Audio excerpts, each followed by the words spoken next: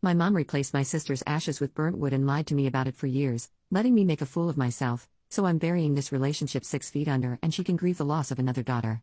Posted by you/thrower_in here name. My mother and father divorced when I was young. They had an oops baby together after my mom remarried, which tore that marriage apart. That oops baby was my little sister. She died suddenly in an accident 4 years ago at only 14. You know how people say the firsts after a death are the hardest? They don't account for when there are no firsts to experience. When they should have been getting ready for prom but never will, it's a completely different kind of pain. My mom and I were talking about it, we were both drinking, and she slipped up, admitting that the bit of ashes I carry, which I thought were my sister's, were just regular ashes. Burnt wood. She had already poured out my sister's ashes, without telling me or my brother, into the plot she bought with my stepdad. She couldn't comprehend my rage because, to her, the sentiment and emotions were the important aspects, not the fact that it was physically my sister. My anger stems from the lies and the fact that those sentiments and emotions were attached to something that was not my little sister. I had no idea she cast my sister's ashes onto a plot my sister wouldn't have cared about. I screamed at her to get out of my house, locked the door behind her, and called my stepdad to pick her up. I threw the necklace out the window onto the front lawn, then immediately regretted it and tore it out of her hands when she tried to pick it up. As she would say, I made a scene and embarrassed her. I kept screaming and calling her a liar whenever she tried to explain herself or get back inside. I even threatened to call the cops on her. Eventually, my stepdad showed up and took her away. He called me the next day and left a message saying he wanted to talk about what happened. He said he understood why I was angry and hurt but emphasized that I needed to talk to my mother about it too. According to him, she's a grieving mother, his emphasis, and my sister's death was a huge blow to the entire family. Everyone is still trying to regain their bearings, so he urged me to show some kindness. All I can think about right now is my mom's heartbroken face as I ripped the necklace with my sister's ashes out of her hands, or the way she turned away crying as my stepdad ushered her into the car. I called her names. I let my pain and rage consume me. But I can't get past the lies, 4 years of thinking my necklace held my sister, of believing she was right by my heart, and it all unraveled because my mom drank too much. How long would she have let me believe this? How long would the lie have continued? Update 8 days later. I gave my mother an ultimatum, either she would tell my brother and father or I would. She refused, saying, you reacted so horribly, and told me not to say anything because, you're doing this to hurt me, and you're just going to hurt them. So, I told them. I sat my dad and brother down and explained that the necklaces didn't have the correct ashes in them. I've never seen my dad break like that, and I've never heard my brother scream at me like that. He was angry that I knew before him and didn't immediately tell him, saying, this is the kind of thing you tell me. You needed to tell me, we tell each other everything. But then he started crying and apologizing to me, admitting he's just so mad about what mom did and that he can't handle it. I guess that's something else my brother and I share, we both get overwhelmed initially before cooler heads prevail. My dad looked devastated, but he was clearly trying to piece himself back together. He said a lot of the same things others had said to me in my previous post, we can get some of the dirt from the plot where she was scattered. The necklace has the meaning we attribute to it, and she's still with us, even if her body hasn't been physically with us. I feel bad because some of what my mom said, like the part about the necklace being important even without her ashes in it, was easier for me to accept when it came from him. Maybe it's because he didn't lie to me for 4 years and then drop a bomb on me out of nowhere when I uncovered the truth. He held my brother and me as we cried, apologized for the pain, and said it wasn't fair that I had to be the adult when my mother should have told all of us much sooner. Dad's going to try to talk to my stepfather to find the plot because my mom has been refusing to talk to us. She's not answering messages, picking up the phone, or even posting on social media. He's determined to figure out where the plot is and visit the site. I don't know if I could bring myself to go. It feels like the final proof that this nightmare is real, and my sister is mixed with dirt, rocks, and grass in an unmaintained, unvisited plot. My mom and I always had some issues, but that's normal. This, though, is worse than anything we've been through, and even worse than the rough patch when I came out, during which we didn't speak.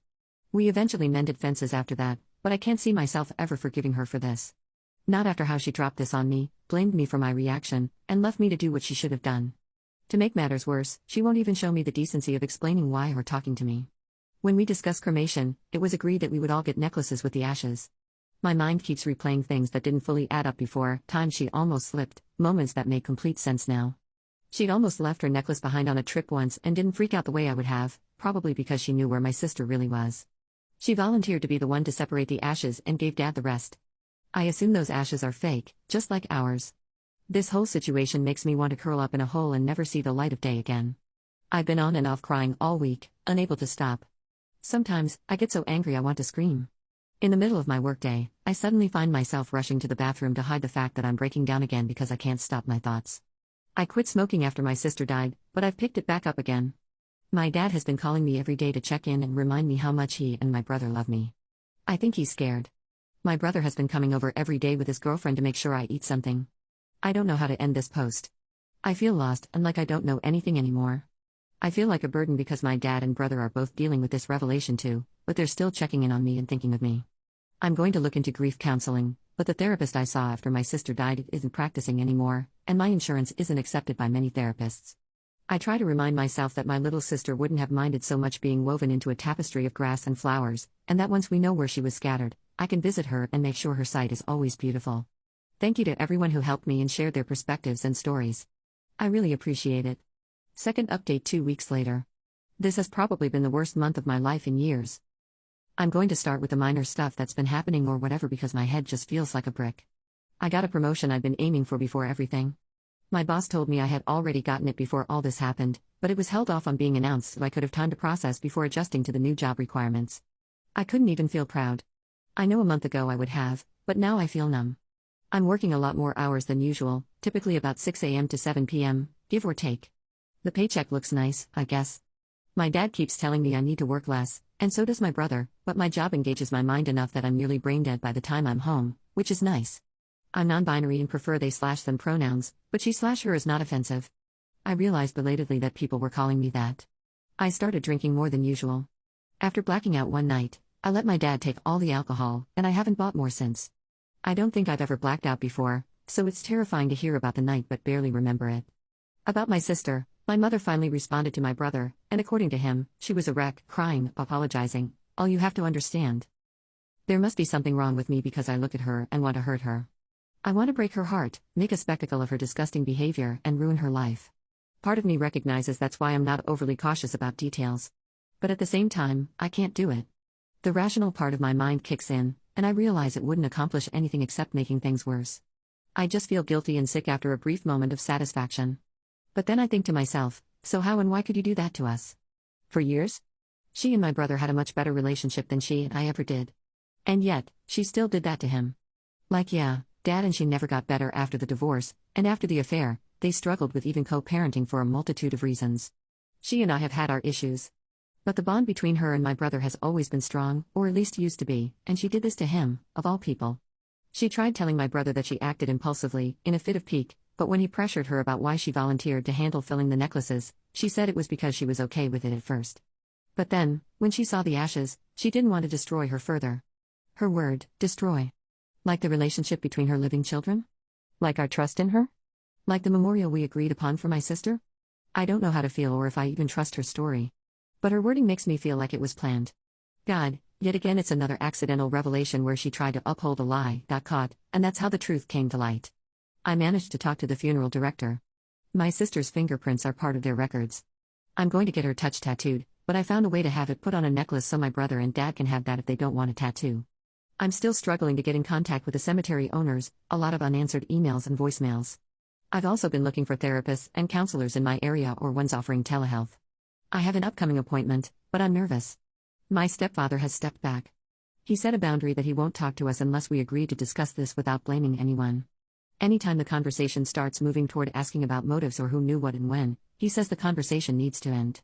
He's even hung up on us before and threatened to call the cops on me, implying it'd be deserved after I did the same to my mother. Edit. I tried find a grave, and she's not there, same for my mother and stepdad. Third update 1 month later. I wish I could give good news, but there hasn't been much, and I haven't had much time besides working. I'm just going to keep on doing whatever this is for as long as there's not a problem. I went to therapy.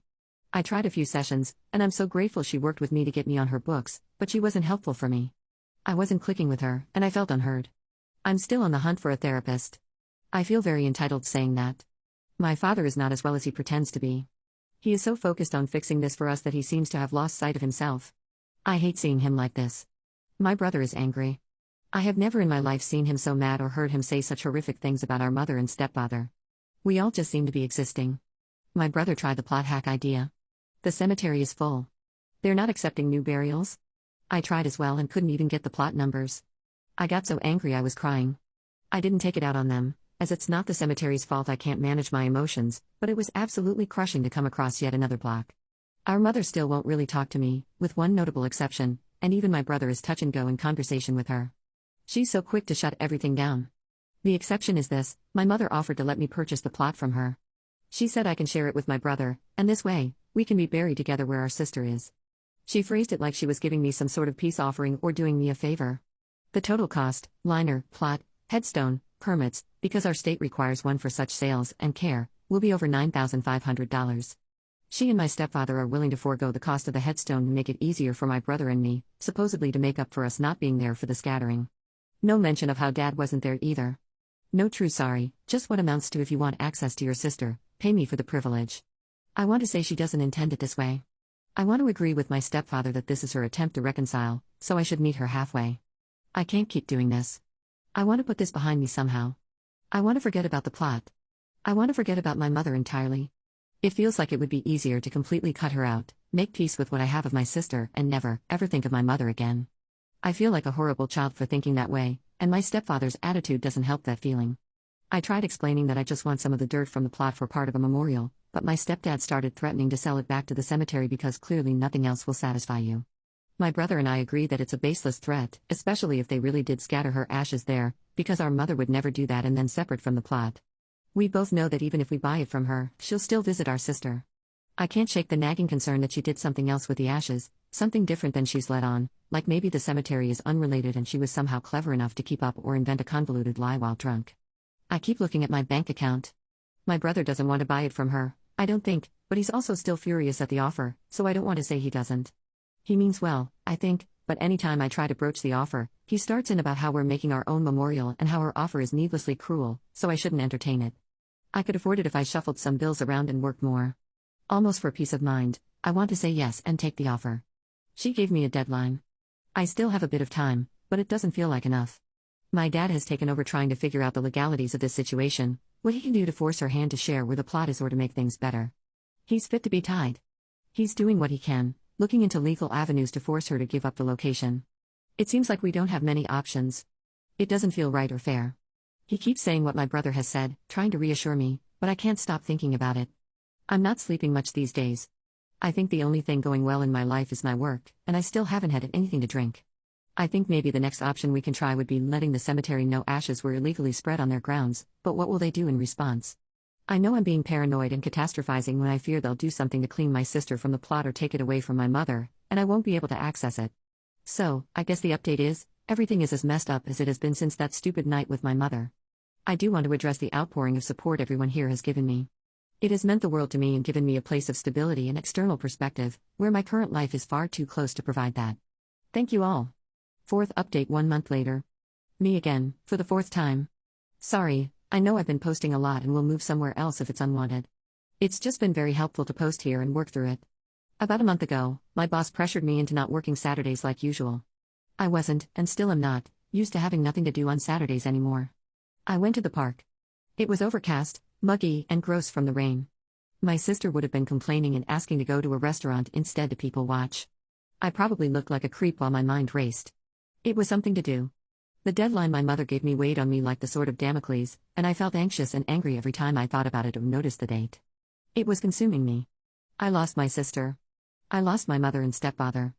I think I lost my mind. But I haven't lost my brother. I haven't lost my father. I have a steady job I enjoy. So, I stopped trying to talk to my mom. I let the deadline pass.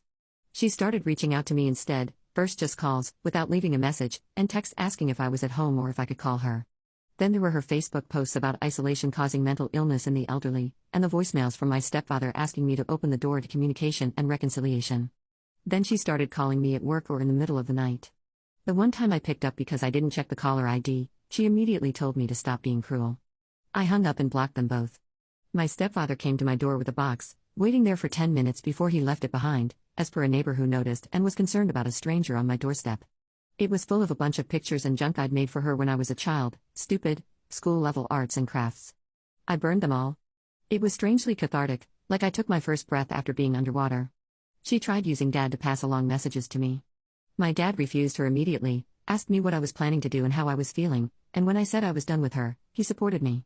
So did my brother, mostly. He commented on one of her passive-aggressive "this generation doesn't know how to take care of their family's" posts, hinting at the grave, but nothing else. It's been almost 2 weeks now since she last tried to speak to me. I'm trying to just consider her and the ashes gone, just like my sister is, and focus on the memories and how I can honor my sister as she was. I recently started with a new therapist, and he's been helpful so far, but it's early on. At least I feel a little less disconnected from him than I did with the previous one. He specializes in grief and trauma. Therapy is as difficult as I remember it. It's hard to process the fact that I'm dealing with her loss again, recontextualized by such a deliberate betrayal, but also the loss of the relationship and trust I had with my mom. It was never perfect, but it's hard for a kid not to want that bond with their parent. It's even harder to realize how deep the lies went over the years and how they continue. I find myself wondering if she's crazy from grief or if she never loved me. I've set aside $2,000 into a separate bank account, and every time I buy myself something nice, or spend money on my family, or anything like that, I use that account. My brother, Dad, and I plan to go on a trip to the campground my sister loved, and I got the reservations. I bought some flowers. I went to the restaurant that she and I used to go to, and it felt like she'd just left the room and would be back any minute. In an inexplicable way, she kind of is. Having this money set aside is forcing me to do something with it other than focus on the plot and her ashes. I'm trying to work less, but that's almost the hardest part. I'm still averaging 70 to 75 hours a week because it helps a lot to do something I'm good at, enjoy, and that keeps my mind occupied. My sister would often try to use her minimal amount of fun money on us, mom, dad, stepdad, me, and my brother, and her friends before she'd even think about herself. She was a big giver. She would use money she got from chores and her own birthday and Christmas gifts to make Father's Day, Mother's Day, our birthdays, and Christmases special. She'd always have extra on her to buy something for classmates who were hungry or thirsty. I used to lecture her about her spending because of it. I also used to sneak extra money into her little bank, and I'm sure she realized it. But basically, the point is it almost feels like I'm channeling her with this. She would want to try to get me a new sketchbook before buying the book she'd been talking about for months, and she would absolutely not want me to buy the plot. She'd hate it if I did and would tell me not to even think about it. I don't know how I haven't washed away by crying, but I'm crying again. I'm ending this post here. Thank you again to everyone. It means a lot. 5th update 4.5 months later. It's been some time since I last posted here. I don't realistically think I'll need or want to update again after this, but I do plan to keep the account because I've also been lurking in grief subreddits, which has been a big help too. I just know I posted a lot, sorry. I said it once before, but it has been really helpful to have this community support. It was actually really surprising and reassuring. It helped a lot to feel less like I was to blame for it all. I have my sister's fingerprints.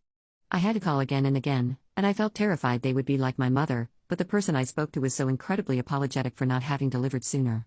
It was kind of nice, in a selfish way, to have someone apologize for not following through on a promise to me. Dad also found a footprint of hers in clay from when she was a baby, one of the few things my mother let him have.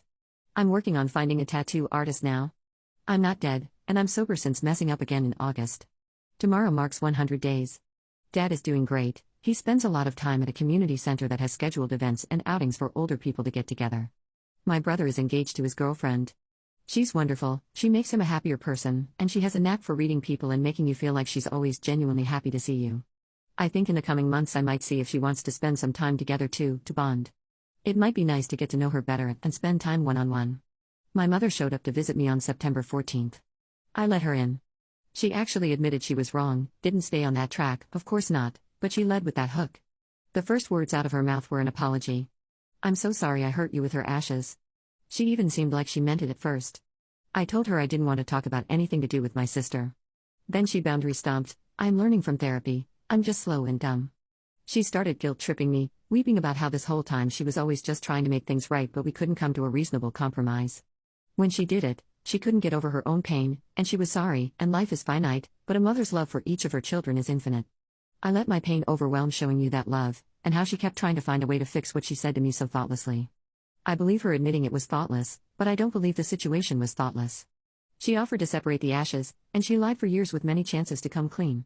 But she said her attempts to mend things kept falling through, and we wouldn't help her find a solution for us all to have what we wanted. I didn't ask for elaboration. Call me stupid, I let it go, even though I am more certain than ever that she did something less than legal with my sister's ashes. I'm actually really proud of how I handled her apology and how it compares to how I would have just accepted it before, thanking her for it but not forgiving or absolving her. She didn't seem to notice I never said anything like it's okay, or I forgive you, or even I understand. I didn't bring up the plot or ashes again. I let myself not quite pretend we were fine, like this never happened, but I just tried to see if I could even stand to be around her anymore. We just sat together and talked about banal, unimportant things, her work, what she's been up to, other than stringing me and my brother along about our sister's remains.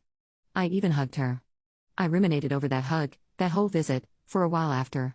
I have the vocabulary now to know she was hoovering me, deliberately trying to get me to come back into her sphere of influence so she could control me and get whatever it is she gets out of my emotional distress, but in the moment I was stupid.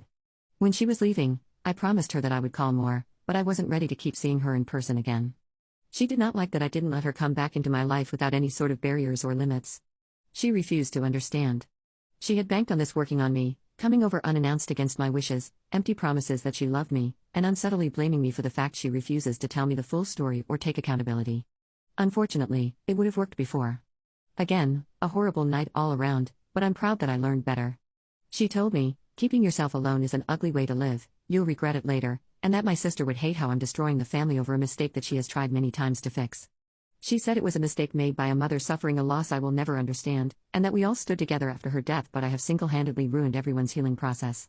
I know ultimately my reaction gave her exactly what she wanted, a chance to play the victim because her child called her horrible things when she was just trying to make amends.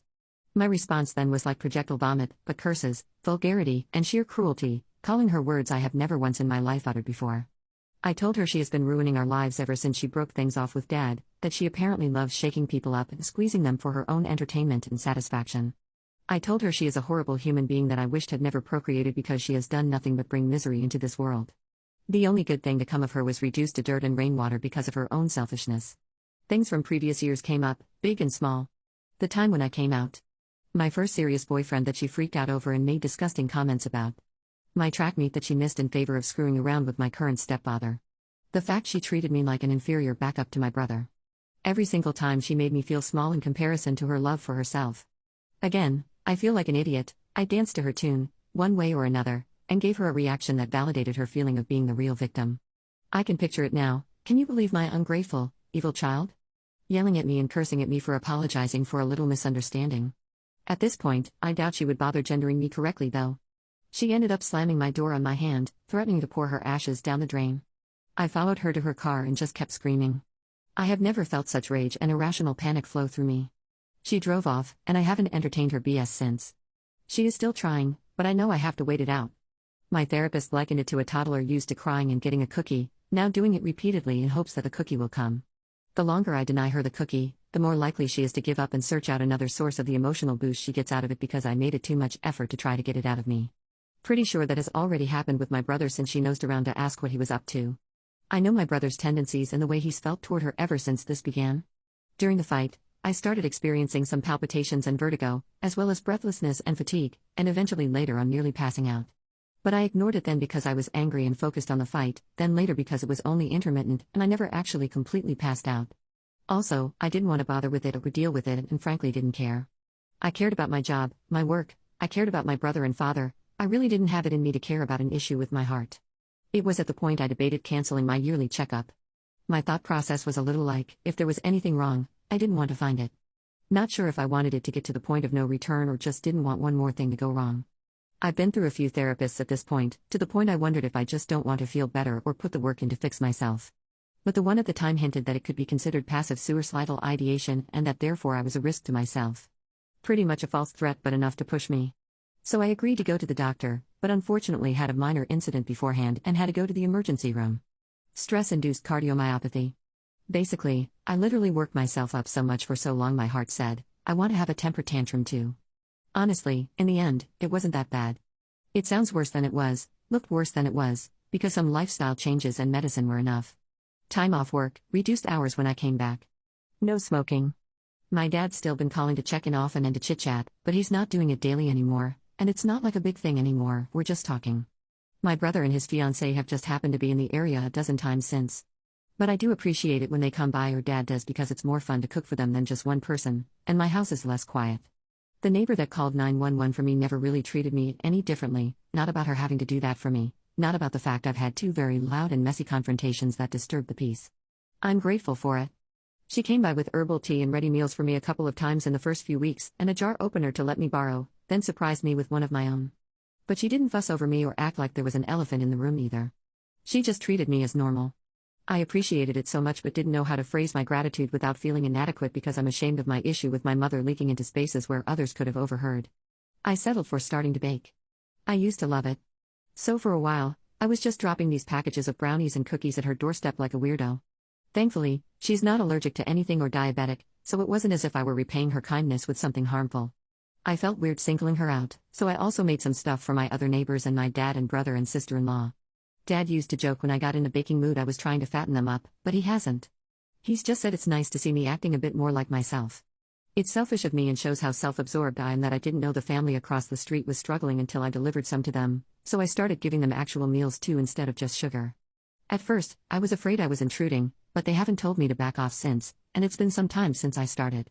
It's been nice talking to him too about his struggle taking care of his wife and kids, or getting him to go out for some time with his buddies, or getting some one-on-one time with his kids so caregiver fatigue doesn't get to him, or spending some normal hangout time with her like watching movies, or helping do her makeup and nails because it's hard for her to leave the house, or cleaning the house up or grocery shopping, or helping with the boys. I say helping with the kids, but mostly just supervise distractions for them or getting them out of their hair for a little bit of time. It feels weird being leaned on by people outside my family. I'm not good at grieving or stress, I didn't handle either right. I'm not good at emotions, and I'm still drowning some days, but I help where I can and I'm just glad that it's actual help. Plus, the kids are cute.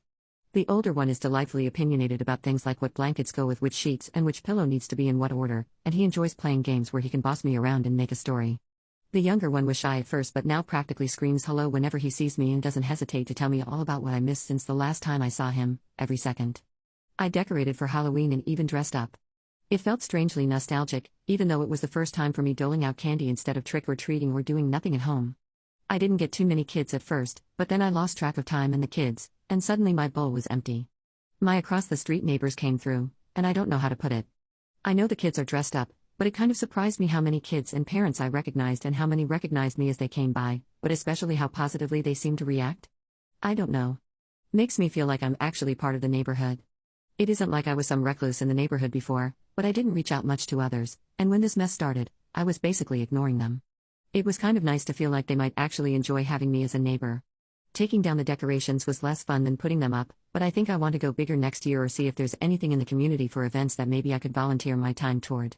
If I remember right, the theater used to run a few plays during October, and the proceeds went to one of the high school's drama clubs. I knew the more family-oriented holidays would be difficult, so I started preparing early. Getting a game plan in place with my current therapist, who is still not the best fit but feels more like what I need, even if what she says is not what I want to hear, brother and dad, planning who to visit and when, how to handle any mom-related events, things to do to distract myself, just making plans in general. But in the end, I ate dinner with my family, and it was lovely. My brother and his fiancée hosted. It was a good time. I haven't laughed that much or spent time with my family in such a relaxed environment in a long time. I could breathe. I brought some food to my neighbors across the street in a little gift basket each for both kids, and invited my next-door neighbor over for pie and to join me in Christmas tree shopping the day after. Christmas itself is going to be hard. I know it. I could go on about why, and how the camaraderie and goodwill and the feel-goodness of everyone being together made it her favorite holiday. This is already so long. My mother's husband apparently showed up at my house on Thanksgiving, for the next-door neighbor, and dropped off a plate of food and a jar of cranberry sauce with a note. I threw it all out. I plan to talk to my therapist about it and to realistically plan on what I want to do about the fact she and her husband keep dropping by my house. My brother is just so happy with his fiancée, and she's genuinely a kind, funny person who just suits him, and he lights up around her. She asked if I would help with dress shopping, which is the ultimate proof she's a sweetheart. I'm as fashionable as a potato sack, so she's only asking out of the kindness of her heart to invite me into an important part of her wedding preparation, which truly I'm grateful for.